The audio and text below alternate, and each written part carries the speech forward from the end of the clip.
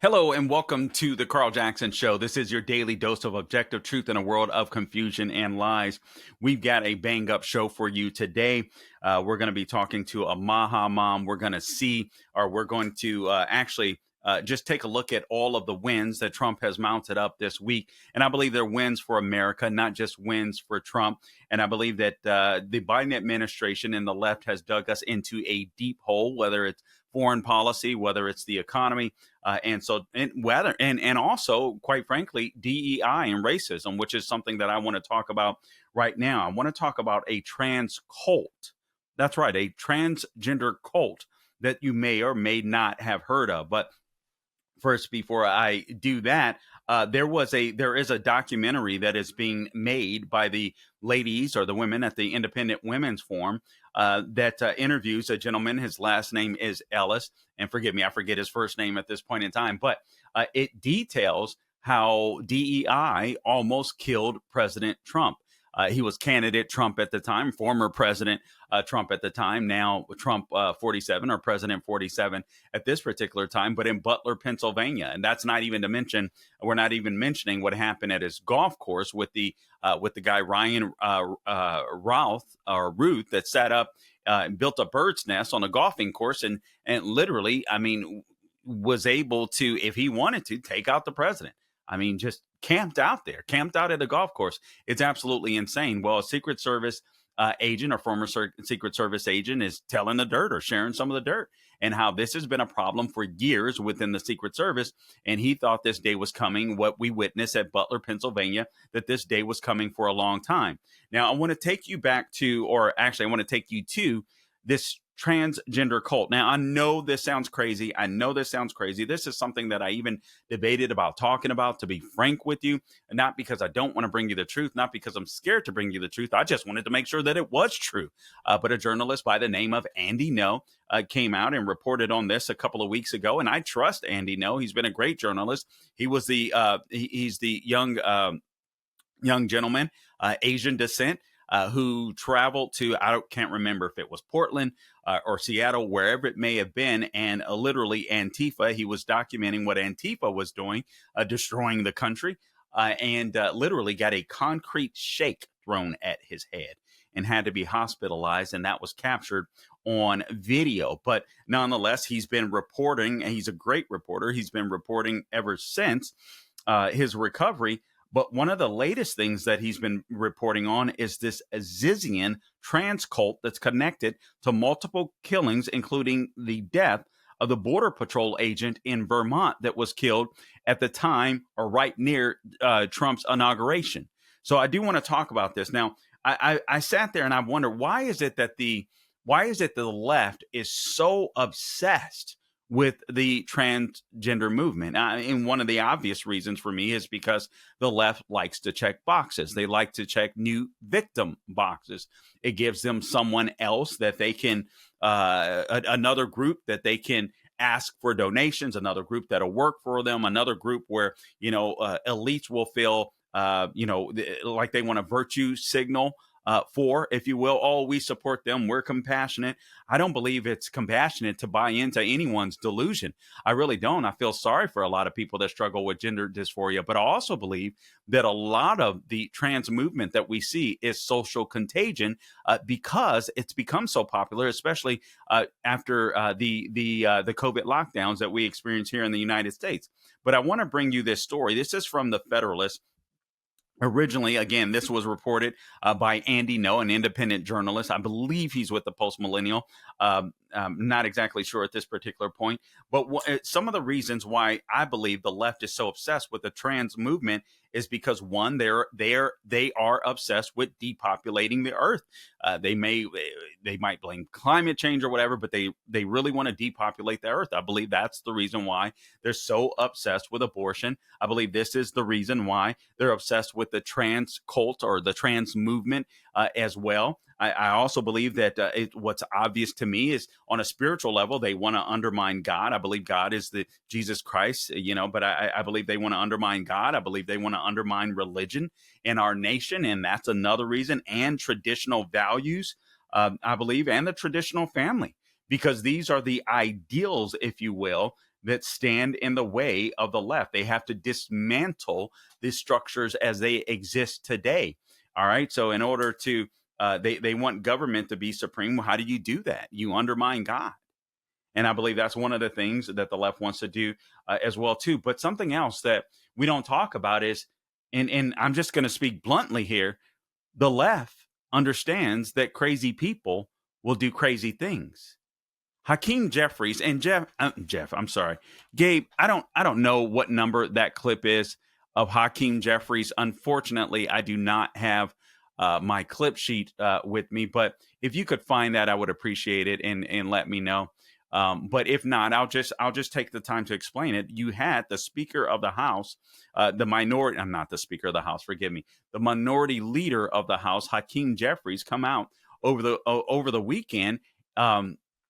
Last weekend and basically said, we've got to stop Trump's agenda. We've got to stop it, legislatively. We've got to stop it in the courts, and we've got to stop it in the streets. And I'm sitting here thinking, stop it in the streets. Are you kidding me? Why would he say something like that? He's going to incite people to violence. And guys, I don't believe it's beyond the Democrat Party to do that. We've seen Antifa at work. We've seen Black Lives Matter terrorists at work. Now, here's the story from the Federalist.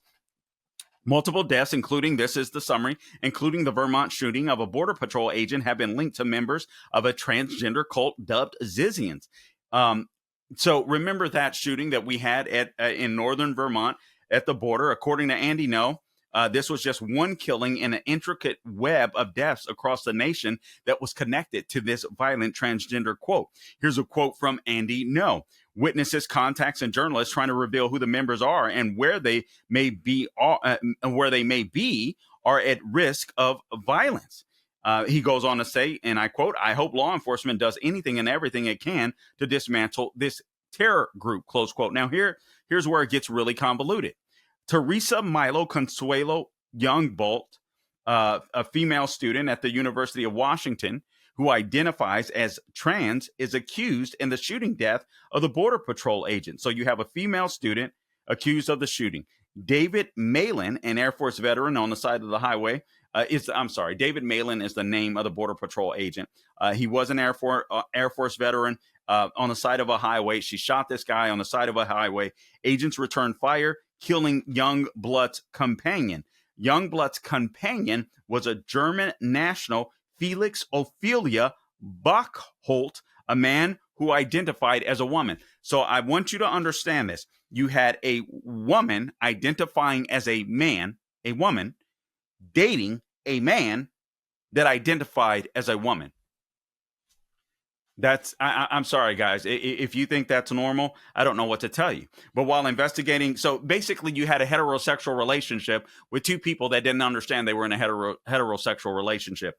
While investigating Youngblood and Bachholt's Toyota Prius, the cops found ammunition clips, a ballistic helmet, hollow point ammo, lodging information, night vision goggles, pistols, radios, a dozen electronic devices, some of which were wrapped in foil. The vehicle had North Carolina plates because Youngblood and Bachholt had previously lived in the same North Carolina neighborhood. And the landlord at the place where they live said that the thing that struck him the most was that there was a stretcher in their living room. He said the hair on the back of his neck is still up as a result of just talking about it. The suspect's guns have been purchased by a person of interest in unsolved murders, somebody by the name of Michelle Jacqueline Zachko, who identifies as trans and non-binary.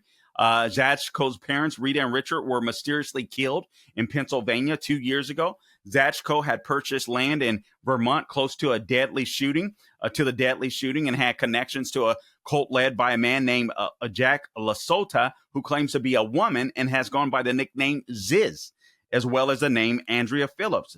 And the Newport Dispatch had reported that Bachholt became involved with the Zizians in 2023. So Youngblood's parents had reported her missing in May of last year. Now, Youngblood had filed a marriage application. Listen to this. It gets really crazy. November 22nd, with 22-year-old Maximilian Bentley Snyder, who graduated from the same high school and went by any pronouns. All right. That was the name, any pronouns. According to ABC, police arrested him on January 17th for the murdering of 82-year-old Curtis Lynn in Vallejo, California. Listen to this.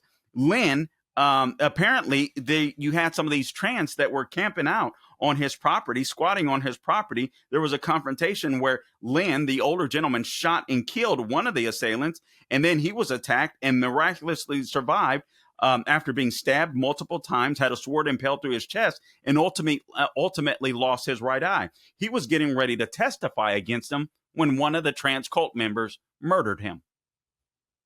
Guys, I got to tell you, some of these mass shootings that have taken place at these schools were in the last several years have been done by trans shooters. I'm telling you what the left is doing is they're calling their army to come forward.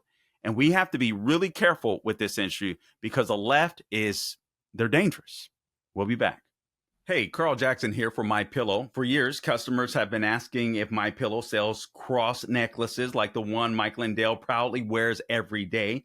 Well, they are excited to announce that Mike has partnered with a jeweler right here in the USA to create beautiful sterling silver My Crosses. So right now, you can save 30% today using promo code Carl, CARL, at mypillow.com. Click on the radio podcast square or give them a call at 800-858-0263 and be sure to use the promo code Carl. You can choose from the women's or men's style. The My Cross for women has a more delicate look and is reversible with mother of pearl styled translucent white enamel on one side and onyx styled black enamel on the other. The My Cross for men has a slightly larger cross with onyx styled black enamel and a slightly longer, thicker chain. So this amazing offer isn't going to last long. Order now. Go to mypillow.com. Click on the radio podcast square or call 800-858-0263. Use promo code Carl. And don't forget, there are so many deals available at mypillow.com. Use promo code Carl.